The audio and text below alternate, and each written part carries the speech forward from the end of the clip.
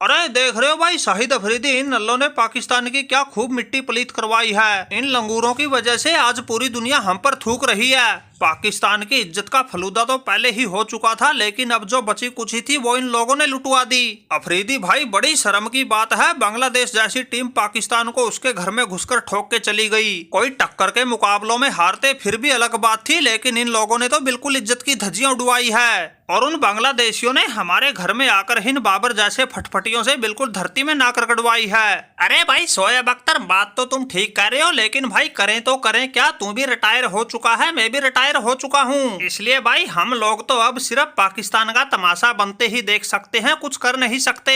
अब तो पाकिस्तान का नाम चमकाने की जिम्मेवारी बाबर जैसों के कंधों पर थी, लेकिन इन्होंने तो ऐसी मिट्टी पलीत करवा दी, कहीं मुंह दिखाने लायक ना छोड़े। अख्तर भाई, हमारा तमाशा यहाँ बना जो बना, मुझे तो अब उस चैंपियन ट्रॉफी का ऑर्डर सता रहा है। वो अगले साल हमारे ही देश में होनी है, इसलिए हमारा बोर्ड उसकी तैयारियों को लेकर पैसे को बिल्कुल पानी की तरह बहा रहा है। अगर उसमें भी इन ठठेरों ने ऐसा ही हाल करवा दिया, हमारा तो भाई जीना ही हराम हो जाएगा। अरे भाई शाहिद अफरीदी, मुझे तो ऐसा लगता है अगर ये लोग ऐसे ही खेलते रहे फिर तो भाई ये चैंपियन ट्रॉफी पाकिस्तान से बाहर हो जाए तो अच्छा होगा। वरना भाई अगर घर में हार गए तो ऐसी तगड़े वाली बेइज्जती हो जाएगी, पड़ोसी ताली बजा बजा के हंसेंगे। अरे शोएब अख्तर साहब, आपको क्या हो गया? आप तो इतने तगड़े और दिलेर खिलाड़ी थे, शेर जैसा आपका कलेजा था। जब गेंदबाजी करने के लिए रनअप नापते थे तो भाई सामने वाला बैट्समैन थर-थर कांपता था, फिर आज कैसे डरपोकों जैसी बातें कर रहे हो? भाई हमारी टीम तो क्या पता हारेगी या जीतेगी, ये तो बाद की बात है, लेकिन अगर तुम लोग ये चैंपियन ट्रॉफी पाकिस्तान में नहीं करवा सके तो लोग ऐसे ठहाके मार मार के हंसेंगे, हमारा अपनों से नजरें मिलाना मुश्किल हो जाएगा। माना कि आजकल बाबर का दौर थोड़ा खराब चल रहा है, लेकिन इसका मतलब ये नहीं बाबर खेलना भूल गया। जब अपने वाली पर आऊंगा तो किसी के काबू नहीं आऊंगा, सामने चाहे कितनी भी तगड़ी टीम हो, अकेले के दम पे धूल चटाऊंगा। अरे जा भाई जा बबरुआ, तेरे झांसे में हम और नहीं आने वाले।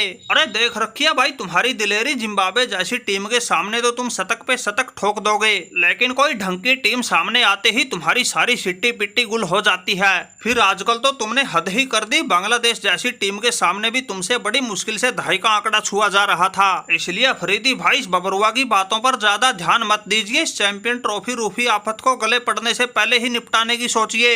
अरे शोएब अख्तर भाई, इसमें ज्यादा मत्था पच्ची करने की तो जरूरत ही ना हो, वो बीसीसीआई वाले जैसा अब आईसीसी के हेड बन गए हैं, उसके साथ तो हमारा वैसे ही 36 का आंकड़ा है। बस एक दो ये रमीज राजा जैसे बड़बोले पकड़ने की जरूरत है, कहलवा देंगे इनसे कोई उल्टी सीधी बात, दिलवा देंगे इनसे कोई अनाप शनाप बयान, फिर वो जैसा अपने आप गुस्से में आके इस चैंपियन ट्रॉफी को कहीं इधर उधर शिफ्ट करवा देगा। क्यों भाई रमीज राजा, ये छोटा सा काम तो कर दोगे?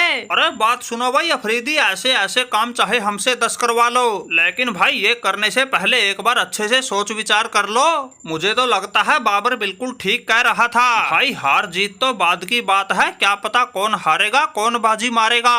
अगर हम लोग ये चैंपियन ट्रॉफी अपने देश में ना करवा पाए तो भाई हारने से ज्यादा बेइज्जती तो वैसे ही हो जाएगी। माना कि इन लोगों ने बांग्लादेश जैसी लल्लू टीम से हारकर मुंह काला करवाया है, लेकिन फिर भी भाई पाकिस्तान के मान सम्मान की बात है। वैसे अभी भी चैंपियन ट्रॉफी होने में समय भी काफी बचा है, इसलिए एक बार अच्छे से देख लेते हैं इन बबरू जैसे पहलवानों को ये कितने पानी में है। अगर इनसे आगे भी कुछ नहीं बना तो ये तिगड़म बाजी हम बाद में भी लगा देंगे, ट्रॉफी को कहीं फिर और शिफ्ट करवा देंगे। इसलिए भाई हमारी राय में तो इनको अगली 1-2 सीरीज में और आजमाना चाहिए। देख लो भाई रमीज राजा, अगर तुम्हारी यही सलाह है तो, वरना भाई मैंने और अख्तर भाई ने तो बिल्कुल मूड बना लिया था इनको सबक सिखाने का, चैंपियन ट्रॉफी को कहीं और शिफ्ट करवाने का। वैसे मेरा तो इनसे बिल्कुल ही भरोसा उठ गया है, मुझे तो नहीं लगता ये आगे भी कुछ उखाड़ पाएंगे। इनको चाहे तुम एक मौका दो या 10, ये तो ऐसे ही मुंह की खाएंगे।